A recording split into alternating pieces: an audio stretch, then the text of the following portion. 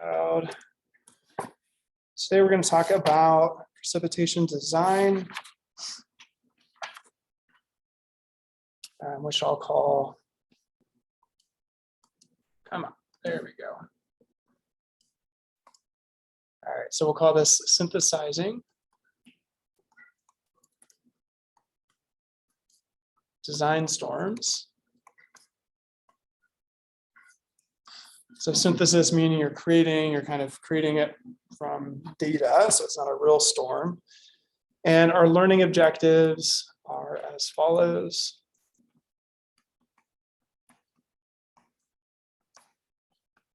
We're going to first characterize the temporal and temporal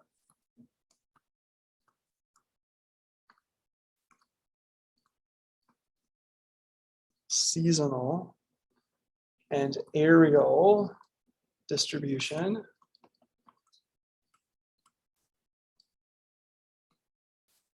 of rainfall.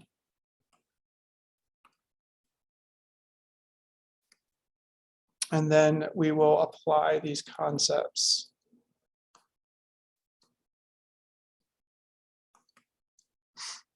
to design synthetic storms.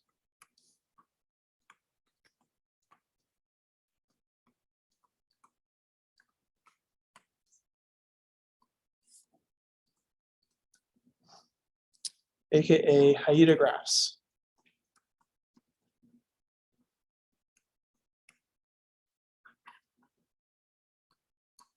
And that is the plan today. So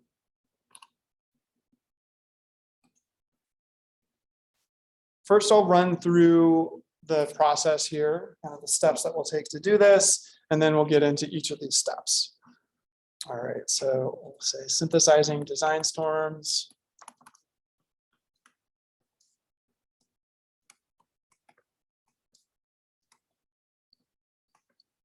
And the first step, what do you think the first step is? We are going to do a model for a new bridge design. We're replacing a bridge. We have to update the bridge design and update the kind of hydrologic and hydraulic modeling for that bridge. So we're going to do a hydrologic model to find the peak discharge so that we know we're going to build the bridge so far above that kind of high water for a certain design event. What is the first thing we need to do?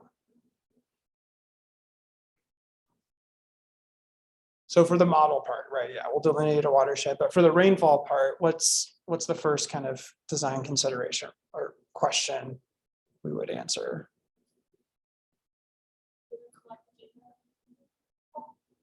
So we need rainfall data, and then we have rainfall data. What's the first design decision, I'll say, or design parameter that we're going to consider, or a design parameter? What's that? Yeah, so what's the frequency of rainfall? What's the probability of event associated with the storm that we want to do? And so we're gonna select a frequency. Select a rainfall frequency. And this essentially is that p-value, that probability value or annual exceedance probability event. And that could be a design standard. Typically we say, oh yeah, well, it's a bridge, so bridges are really expensive and important. So we'll select the 1% AEP. Every year there's a 1% chance of this occurring, or you could say it has a 100-year recurrence interval. However, these design standards are changing. We'll talk about that under the Biden administration. They're looking at this design standard, which is often kind of like the go-to for frequency analysis. We'll just do the 100-year event. It's not really working so well for us. And we'll look at a lot of examples of that when we talk about floodplain management and floodplain analysis. But our data sets are not indicative. They're historical. They're not indicative of present and future because things are becoming more variable. And therefore, this design standard hasn't been working out. Our infrastructure investments, our communities we're finding out that this event isn't fulfilling our needs for risk reduction and protecting our infrastructure. So there's a lot that goes into it. Another thing I'll say is, and I need to read more about this, the whole kind of precipitation frequency data source, which we use, which you're using for homework too, NOAA Atlas 14 and that website, that's all outdated too. And I think under the new infrastructure bill, there was tens of millions dedicated to updating that. New data, new statistical modeling techniques, et cetera. So lots changing. Yeah. If you have poor data that you're using for your design, then your design's not even going to meet it. So there's that. And then we also have this design standard. What frequencies are we using? All right, there's a lot to unpack there. Just want you guys to be aware of that. Okay. All right, so we selected the frequency. Phew. Maybe we did a risk analysis, so all right, so we selected a frequency. Now, what's the next big kind of thing we want to decide on? For rainfall, what do we care about? Frequency and duration. All right, so select a duration. And what's going to influence the duration?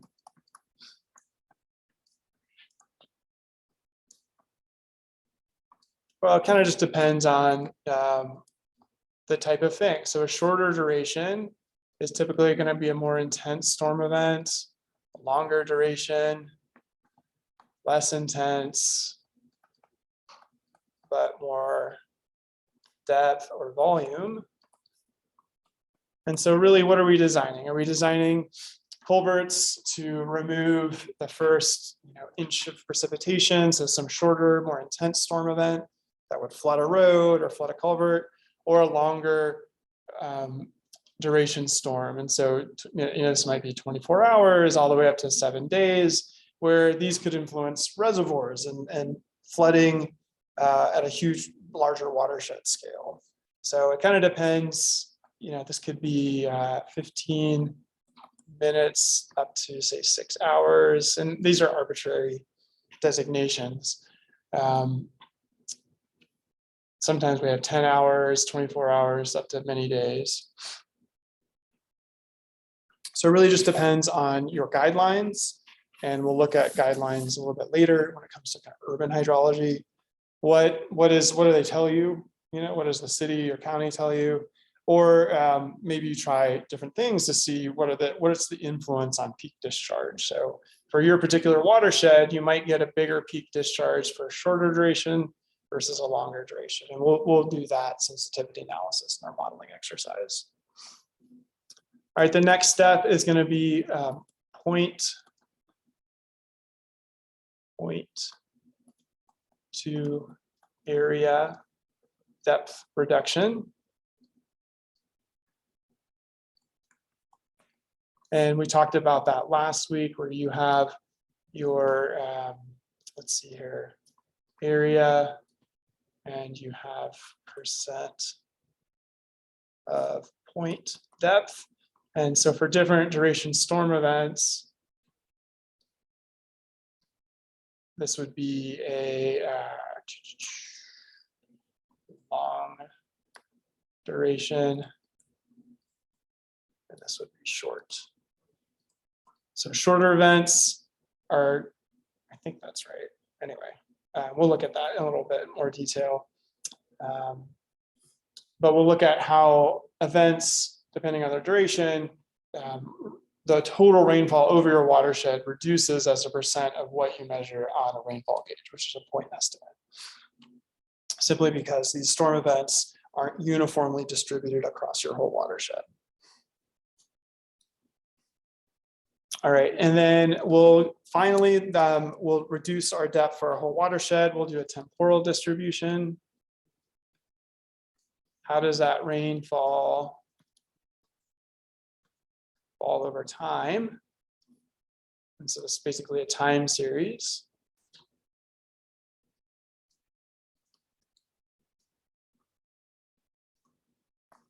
And then if we want to get sophisticated, which we won't in this class, but you could also do an aerial distribution. And that gets into kind of gridded rainfall data and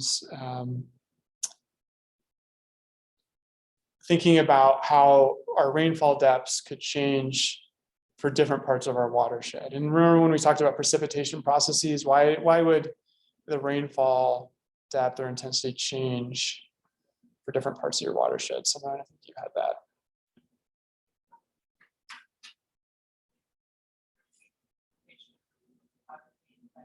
Yeah.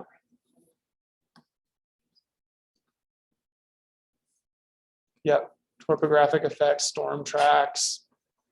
If it's a big enough watershed, we kind of know that, well, storms usually start over here and build up steam and dump over here. And so you might have data or radar data or rain gauge data that kind of indicates this aerial distribution for your watershed, which can be important. Okay, so let's dig into some of these in a little more detail. And we've already talked about frequency analysis. Let's just talk a little bit more about duration. I'll say storm duration. And just to put some points down here, we talked about it, but we know that shorter duration storms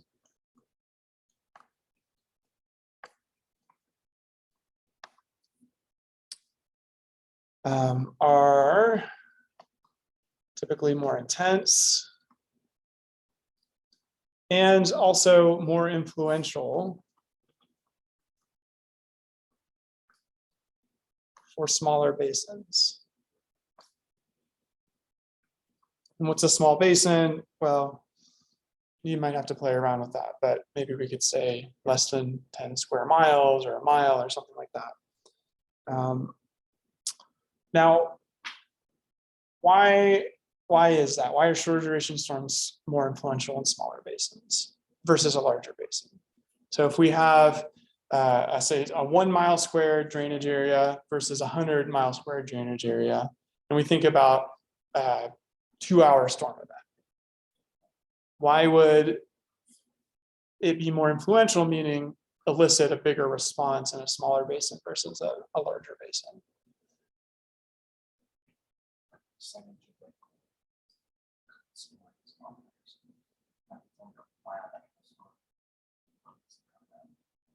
Mm-hmm. Yeah, it's a scale issue, right? Shorter storms are typically smaller. You could cover a whole basin if it's a smaller basin. A larger basin, maybe you got a really intense thunderstorm happening over here in this tributary, and it shows up. We haven't really talked about runoff, you know, that's going to come in the next unit, but the time it takes for a really intense storm here to show up over here in the 100 square mile watershed, it's going to be a lot longer. It might be a little blip versus a, you know, big storm event. So it's a scale of storm versus scale of watershed type of question. And it also comes down to rainfall runoff processes, which we will talk about in a couple weeks. So, and then the flip side of that is longer duration storms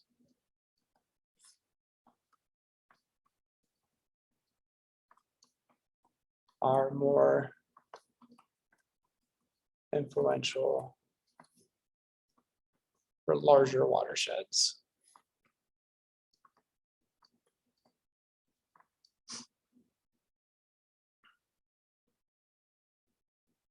And so at the very extreme end of things, the Mississippi River Basin, you would need, you know, a week-long storm event for that to really put enough water into the system to make a difference in the hydrograph. So we'll talk about why that is in a subsequent lecture.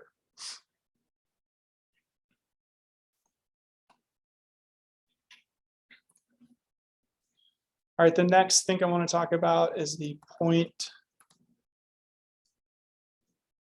to area depth reduction. And we already talked about this, but we'll get into it again. And the way this plays out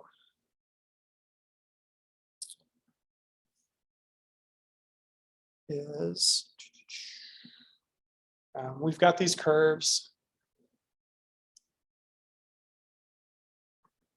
And these could be made regionally. These could be made, usually there's one that's kind of like relates to your particular region. And on these curves, we have our point depth, which represents kind of 0, or we'll just say point right here. And then we have increasing area. And say this gets up to 100 square miles, something like that.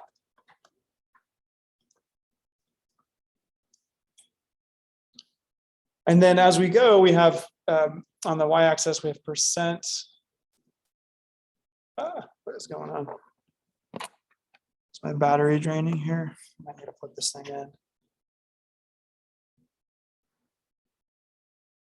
I think we're okay. Point depth. Percent of point depth. So here is 100, and then we kind of make our way down to lower percentages, maybe down to 50% or something like that. And we talked about when we're collecting data, rainfall data, how. I have my cord here. So when we're collecting rainfall data, we need to make sure that we adjust the point depth that we get at a rain gauge to reflect the fact that what you're measuring at a point isn't going to be the same as what would fall over your entire watershed. And I'll just write that out here.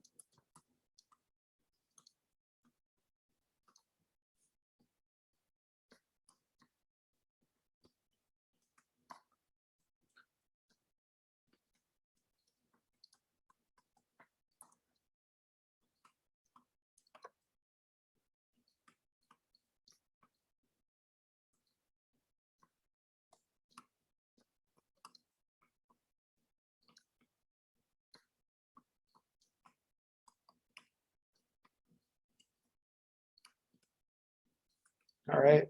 All right. So we'll drive that point home. And the way these curves work is there's usually a family of curves.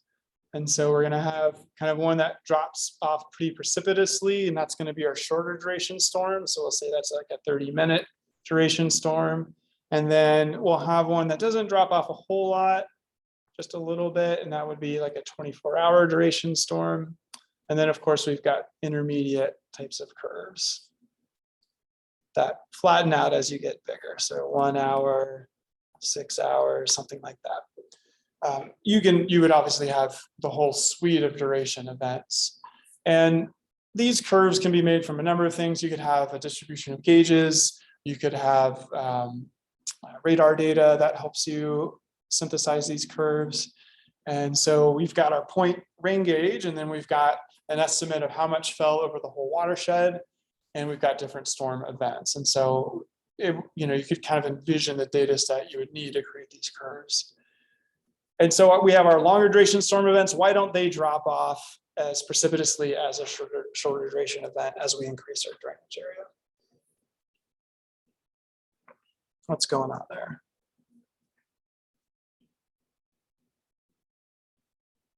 It's very similar to the previous discussion we had about duration and scale. What do you think, Haley?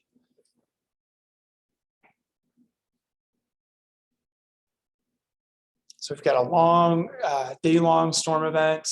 And what we're saying is what fell over the rain gauge is pretty similar to what falls over the whole 10 square mile area or 100 square mile area. Yes, if the storm is really intense, it's probably not covering the entire basin. So if you have a rain gauge where the intense storm happened, then pretty unlikely that in a 30-minute storm it covered other areas of the watershed where rain gauges are. Right, exactly. So short intense storms are only going to cover typically a smaller portion of the watershed. Longer duration storms, typically bigger, cover a greater area. So that's just the way our weather works on this planet. All right. So we'll get our point estimate from NOAA Atlas 14. We'll look at our watershed area and the duration of the storm event, and then we'll reduce that by a certain percentage or fraction. All right, now we're going to get into what we are going to spend the rest of the class period on, and that is going to be the temporal distribution.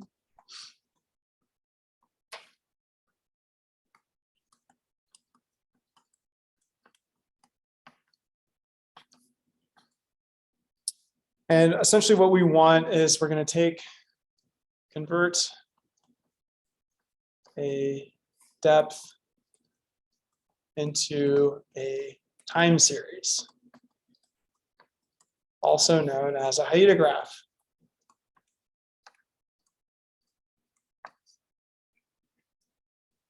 And the reason this is important is like rainfall typically doesn't just fall uniformly, although we could create a uniform distribution. We'll look at that in a second. However, rainfall typically, like maybe it's really intense and then it trails off, or maybe it kind of heats up and then peaks in the middle and then trails off. So there's different ways to represent that. And the time series can influence the peak discharge or the peak runoff. And this we'll look at time series and how that relates to watersheds, because there's different kinds of watersheds. But depending on your watershed, if everything kind of falls in the first part of the storm event versus the last or the middle part of the storm event, that could ultimately influence the peak discharge and resulting hydrograph.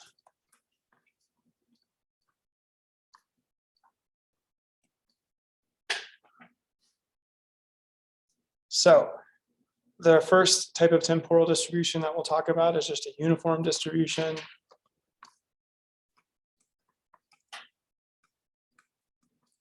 And this could work for shorter duration events, maybe less than 6 hours in duration.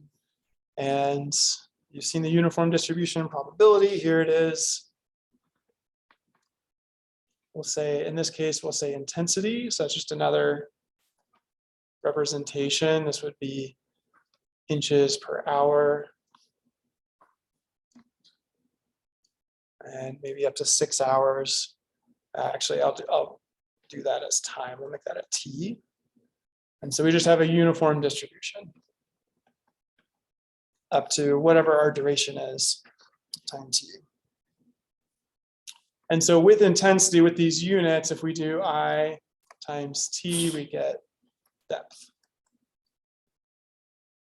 So that's the idea of these temporal distributions or hydrographs. Intensity is typically going to be on the y-axis and time is on the x-axis. And then if you integrate those curves, you'll get back the total rainfall depth.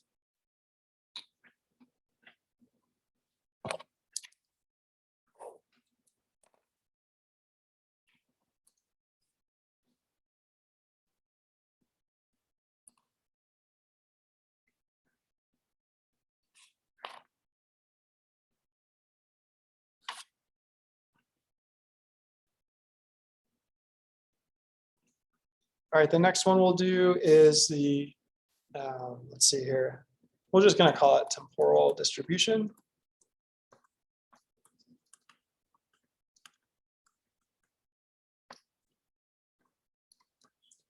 And the temporal distribution curve, is that a number, the first one? Yes, it is. So we'll call this number 2. The idea of these is that we collect a bunch of rain events, time series, and we can represent time as a fraction. So we'll go from 0 to 100% of time, with 50% the middle of the storm being there. And then we can also have fraction of rainfall here.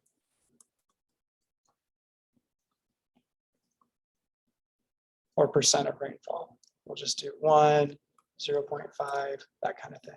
And so what we have is a cumulative distribution of rainfall event. And these could take on different shapes. They're usually going to be some kind of an S type of curve where we are getting up to 1.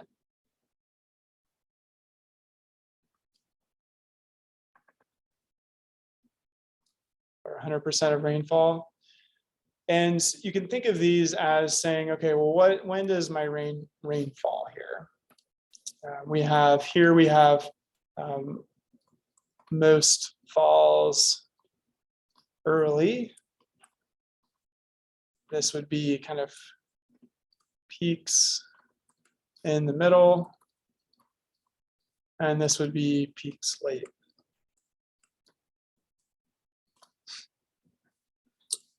So there's a lot of ways we can splice and dice these. And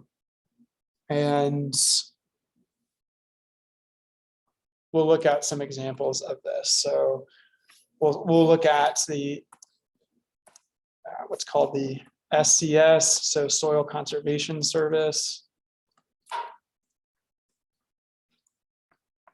So where there's SCS curves, and I think these are ones that you can use for HEC HMS, and we'll look at what those look like. NOAA Atlas 14 has these kinds of things, and we'll look at some slides of that as well.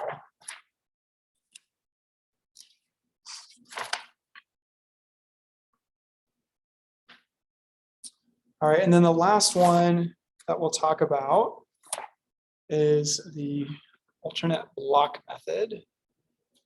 Actually, before I move on, let me just kind of say, okay, how do you actually use these? And we'll do this for the in-class exercise.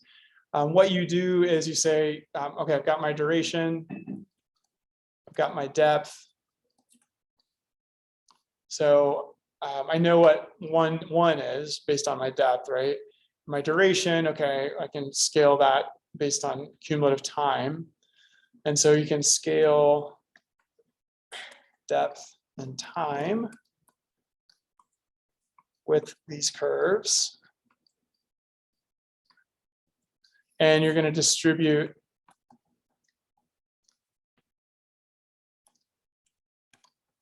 the depth over time. So you can say, okay, I'm going to just say, if this is 6 hours, then I'll just divide it up into hours. And so I can do a cumulative time with my hours and match that up with this cumulative rainfall. So hour 1 is going to be, I can't do that in my head, 1/6. What is that? 18%, 17%, something like that, right? And then I'll find my cumulative rainfall for that. And then I'll keep adding as I go, right? Just keep adding the fractions until you get up to your total duration storm event. So I would just take the difference in fraction between these 2 points and add them up. So it's a straightforward spreadsheet exercise, and we'll do it together.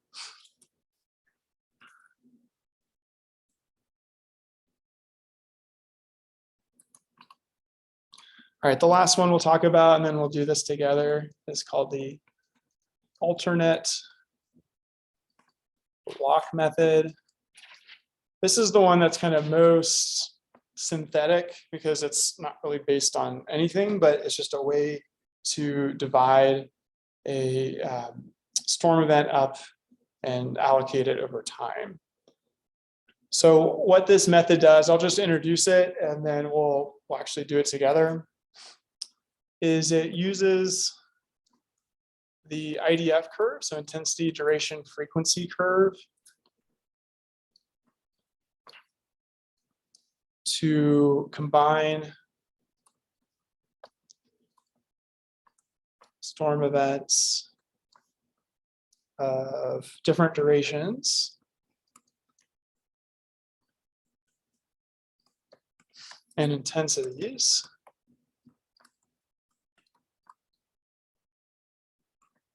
for a given frequency and ultimately duration. It's a little confusing, but and then to create what can be thought of as a worst case storm event. It's a bit of a Frankenstein type of storm, and I'll kind of go through the basic steps for this, and then we'll actually do it together so it makes a little more sense. So what we'll do is we start with an IDF curve. And what that looks like is we have intensity and we have duration, and then we have all these different frequencies.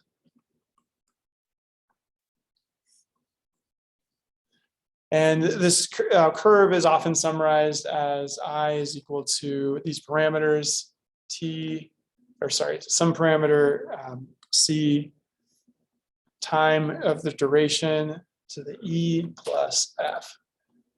So c, e, and f are parameters that are basically you're fitting a curve to rainfall data for a particular region. And then you can use this equation then to kind of create the intensities that you need for different durations. So these are kind of the steps, and I'll just spell them out and then we'll do them together. So you'll start with the IDF curve, and then you'll place the highest intensity.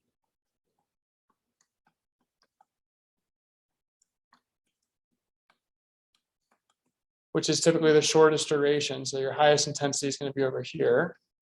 And we'll place that at the middle of the time series.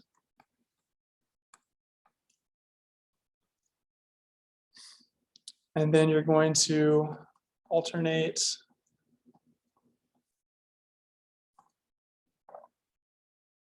other incremental depths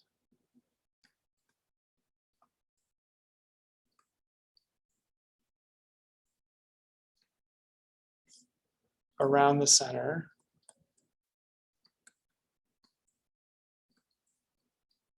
So first it's going to be before, and then it'll be after.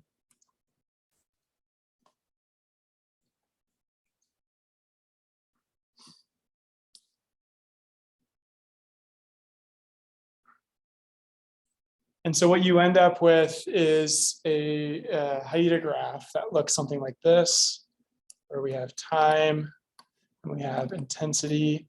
And so we have the biggest, kind of most intense thing in the middle. And then I don't think it matters which side, but you'll end up with alternating these intensities or depths ultimately on either side until you get the total duration of the storm event that you're interested in modeling. So this is the alternate block method.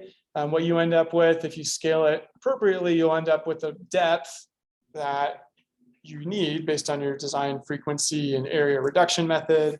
And then you also end up with the maximum potential intensities for a variety of durations for a particular storm event. So a 6-hour storm event is going to have a potentially storm event that's 15 minutes and 30 minutes and 1 hour, right? Because all those storm events can make up a longer one. I have a time that I catch up on the lectures. So the I's and intensity. Intensity, yep. Inches per hour is typically the units in US that we deal with.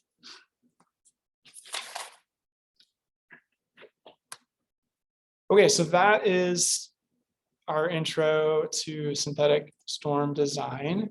And just to review, we first select a rainfall depth or frequency from our risk analysis or design standards. We then select a duration of the events that we want to model, and maybe we're going to model multiple durations. And that's actually what you'll do for your class project, because there's going to be some sensitivity. We don't exactly know which duration is going to create the biggest peak discharge. We'll then reduce that depth from point, which is where we get our rainfall data from, to the area, which is a watershed we're modeling. We'll assign it a temporal distribution, creating that synthetic hydrograph using some different methods. And then finally, if we're going to get complicated, which we won't in this class, we could think about the aerial distribution, how rainfall depth changes along different parts of our watershed. So here's a look at the SCS rainfall distribution curves. And what they did, this is from a very long time ago, but they divided our country up into different regions where we can have different kinds of rainfall events. And so there's the kind of middle part of the country, or a large part of the country, is just type 1. Here's the type 1 curve. So it's kind of the middle of the pack, meaning most of the rainfall falls kind of somewhat a little bit early, but kind of in the middle of the storm event. We've got, sorry, that's type 2. This is all type 2. So type 1 is the West Coast, where you get that Mediterranean type of rain, or you could get what do you call it? They get those really big rain events, the atmospheric rivers, right, that hit the Cascades. So that's accounting for that.